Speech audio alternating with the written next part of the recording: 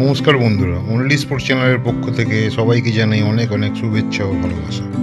আজ জৌহরদিতে আইএসএল চ্যাম্পিয়নশিপের ম্যাচ ফাইনালে উঠে মোহনবাগান কোচ হাবাস বললেন, দায়িত্ব নিয়ে ছেলেদের বলেছিলাম ট্রফি জেতার জন্য কি করতে হবে, ওরা সেই পরামর্শ মেনেছে বলেই সাফল্য পেয়েছে। তিনি আরও বলেন, মুম্বাইয়ের সঙ্গে আমাদের ভালো মন্দ দু ধরনের স্মৃতিই আছে, অতীত নিয়ে ভাবতে চাই না। শনিবার চ্যাম্পিয়ন হলেই বৃত্ত সম্পূর্ণ হবে, ছেলেরা সারা মরশুম পরিশ্রমের মূল্য পাবে। অন্যদিকে মুম্বাই সিটি কোচ পিটার ক্যাটকি আত্মবিশ্বাসী গলায় জানিয়ে দিলেন, ভরা জৌহরদিতে মোহনবাগান সমর্থকদের জয়ধ্বনি তিনি থামিয়ে দিতে চান।